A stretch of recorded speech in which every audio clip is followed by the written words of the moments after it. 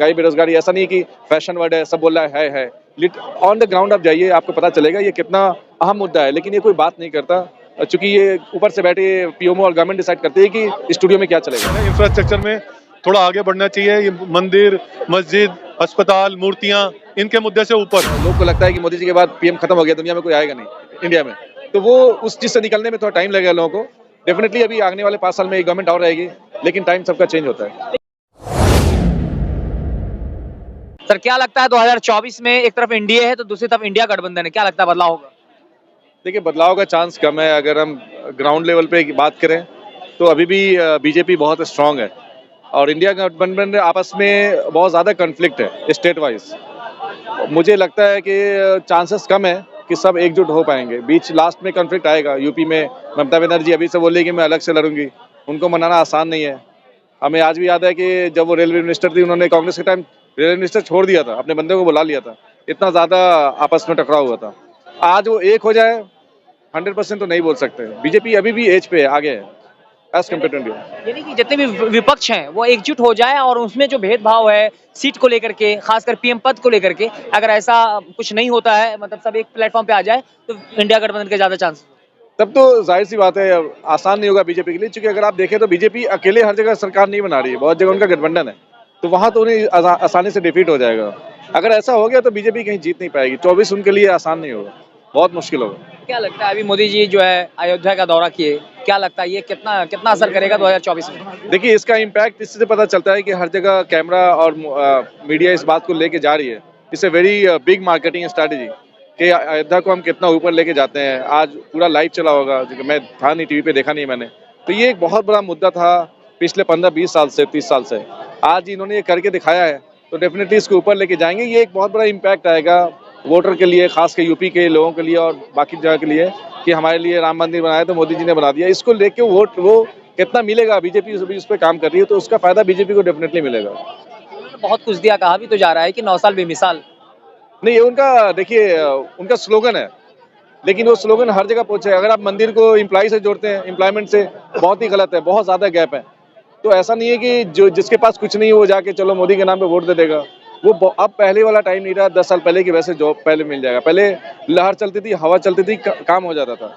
अब मोदी जी को भी पता है, पूरे बीजेपी को, कांग्रेस को पता है कि अब उस पर काम नहीं होता है, आपको थोड़ा बहुत काम दिखाना पड़ता है। जैसे आपके कहने का मतलब है कि अभी इस बार जो है मोदी जी की वैसी लहर नहीं जैसे पहले हुआ करती थी, लेकिन विपक्ष एकजुट नहीं है। बिल्कुल लहर नहीं है, और जो काम वो कर रहे हैं अब ये बीजेपी को भी पता है। जैसे अयोध्या है, 370 है, इस जो काम इन्होंने किया है इसको 4 टाइम ज्यादा दिखाने की कोशिश कर रहे हैं, ताकि वोटर को इससे इम्पैक्ट पड़े। और जो कांग्रेस है या गठबंधन है, अगर वो एक हो जाए फिर इनके लिए बाजा बज जाएगा। तो क्या लगता है देश में महंगाई बेरोजगारी है? बिल्कुल है, किसके पास नहीं है ये बताइए। महंगाई बेरोजगारी ऐसा नहीं है कि फैशन वर्ड है, सब बोल रहा है। ऑन द ग्राउंड आप जाइए, आपको पता चलेगा ये कितना अहम मुद्दा है, लेकिन ये कोई बात नहीं करता क्योंकि ये ऊपर से बैठे पीएमओ और गवर्नमेंट डिसाइड करते हैं कि स्टूडियो में क्या चलेगा। लेकिन कहा जा रहा है कि अगर देश में बहुत रोजगार बढ़ा है, बहुत सारे डेवलपमेंट हुआ है, लेकिन जिसके अंदर स्किल्स नहीं होगा वो उसको नौकरियां कैसे मिलेगी? देखिए, ये बात अगर आप कर रहे हैं स्किल्स की, तो मोदी गवर्नमेंट एक प्रोग्राम लाई थी, बहुत अच्छा था, स्किल्स इंडिया डेवलपमेंट का, जो कि कुछ जगह काम भी हुआ। लेकिन ग्राउंड लेवल पे क्या वो वर्क कर रहा है, वो गवर्नमेंट का काम है मॉनिटर करना। और ये बोल रहे हैं कि ग्रोथ हो रहा है। आज बीजेपी को हटा के किसी और को रखिए, 10 साल बाद फिर बीजेपी को लाइए, गवर्नमेंट किसी को भी डेवलपमेंट नहीं रोकता है। हाँ, जो आपने स्कीम बनाई उस पर कितना आप काम कर रहे हैं, आपके दिए हुए स्कीम पे उस पर डिपेंड होता है। जो मनरेगा था, आज भी गवर्नमेंट उस पर ज्यादा पैसा लगा रही है बीजेपी, क्योंकि वो ग्राउंड लेवल का वर्क है। तो ऐसा नहीं है कि आपका दिया हुआ प्रोग्राम चलेगा नहीं या होगा नहीं, आप कितना उस पर काम करते हैं ग्राउंड लेवल पे, उस पर डिपेंड है। लेकिन ऐसा स्लोगन आपने सुना होगा कि जो राम को लाया है, जो राम लल्ला को लाया है, हम उसको लाएंगे। बिल्कुल है, ये तो इस बहुत अच्छा स्लोगन है और इसका फायदा मिलेगा बीजेपी को, क्योंकि इन्होंने ये ला के दिखाया कि भाई जो मुद्दा था इनका बहुत बहुत पहले से है, एडवाणी के टाइम से ये मुद्दा है कि ये हम लाएंगे। ये लाया तो इसका वोट शेयर तो डेफिनेटली बढ़ेगा यूपी में खास के। आप किस तरह से देखते हैं कि जो अभी राम मंदिर का उद्घाटन हो रहा है 22 जनवरी से को जो है भव्य तरीके से जो राम मंदिर का उद्घाटन होगा, कितना असर पड़ेगा लोकसभा चुनाव 2024? बहुत बहुत असर पड़ेगा, लेकिन मेजोरिटी करके हिंदू करके, कि जो हिंदू लोग हैं वो उनके लिए एजेंडा बहुत बड़ा है। काफी दिन से वो इस प्रयास में लगे हुए थे कि राम मंदिर बने, हम वहाँ दर्शन करें। लेकिन अदर लोगों के लिए भी सोचना चाहिए बीजेपी गवर्नमेंट को कि भाई और लोगों के लिए भी और भी कुछ स्ट्रक्चर है, इंफ्रास्ट्रक्चर में थोड़ा आगे बढ़ना चाहिए। ये मंदिर, मस्जिद, अस्पताल, मूर्तियां, इनके मुद्दे से ऊपर, उनके मुद्दे से ऊपर। अभी आपने देखा कि जिस तरह से पार्लियामेंट के अंदर समझिए कि वो बेरोजगारी का एक समझिए मुद्दा था, एक युवक घुस जाता है जो नकली बॉम्ब लेकर के, स्मोक बॉम्ब लेकर के, तो इस सुरक्षा पे एक बहुत बड़ा सवाल उठता है। इसको आप कैसे देखते हैं? ये तो देखो, आउट ऑफ फ्रस्ट्रेशन अगर आज का यूथ कुछ भी कर रहा है तो बेचारा वो अपनी जगह गलत नहीं है। हो सकता है कि गवर्नमेंट के हिसाब से वो तरीका गलत था उसका, जो जरूर, लेकिन वो और कैसे प्रोटेस्ट करे बेचारा। अगर वो सुसाइड करता है तो मुद्दा उसके घर वालों के लिए दिक्कत थी, तो अगर जो भी उसने किया तो आउट ऑफ फ्रस्ट्रेशन था, नथिंग एल्स। ठीक है ना जी। उसके बाद भी जितने भी विपक्ष है जो आवाज उठा रहे थे सुरक्षा को लेकर के, कह रहे थे गृह मंत्री अमित शाह जो मतलब अपने सवाल का जवाब मांग रहे थे उनसे, फिर भी जितने भी करीब जो 150 विपक्ष सांसदों को निलंबित कर दिया गया है। क्या लगता है, तानाशाह आ गया है? देखो सर, इसका एग्जाम्पल आप मणिपुर से देखो। मणिपुर में क्या नहीं हुआ, और बेशर्मी ये देखो कि आज तक सीएम हटा नहीं वहाँ पे। तो अगर किसी के प्रोटेस्ट करने पे बीजेपी किसी को हटा देगी, ये तो बेवकूफ़ी है, सोचने वाली बात है। ये तो अपोजिशन को खुद सोचना चाहिए, कभी पॉसिबल नहीं है, बीजेपी नहीं करेगी। क्या लगता है विपक्ष को दबाया जा रहा है पूरी तरह? दबाया क्या जा रहा है? जिसका पावर है उसका तो वर्क चलेगा, चाहे ईडी हो चाहे जो। आप देख लो, चाहे पहले कांग्रेस सीबीआई, पहले कांग्रेस जिसकी लाठी उसका भैंस, आजकल ये कहावत पहले बिल्कुल ठीक कांग्रेस सीबीआई चलाती थी, ये गवर्नमेंट जो बीजेपी ईडी चलाती है। What is the difference? Difference कुछ नहीं है, सब अपना वेपन यूज करता है। लेकिन 2024 में या इन फ्यूचर अगर कांग्रेस आती है या कोई दूसरी विपक्ष की पार्टी आती है, अगर जिस तरह से भाजपा काम कर रही है, एक्शन ले रही है विपक्ष के दलों पर, अगर वैसा वो भी करना शुरू कर दे तो?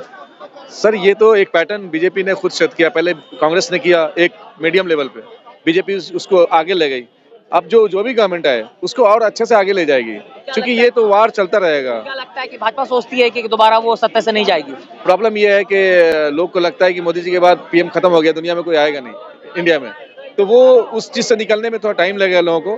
डेफिनेटली अभी आने वाले 5 साल में गवर्नमेंट और रहेगी, लेकिन टाइम सबका चेंज होता है। लेकिन ब्रॉडकास्टिंग को लेकर के जो नया कानून आ रहा है उसको के बारे में कहा जा रहा है कि ये विपक्ष की आवाज को दबाने की कोशिश की जा रही है। जो निष्पक्ष पत्रकार है, जो सत्ता से सवाल करता है, उसको दबाने की कोशिश की जा रही है। देखिए, जो आरएसएस बीजेपी है वो इंडिया को एज अ चाइना, रशिया इस तरह से ले जाना चाहती है, जैसे पुतिन को पूरी दुनिया जानती है।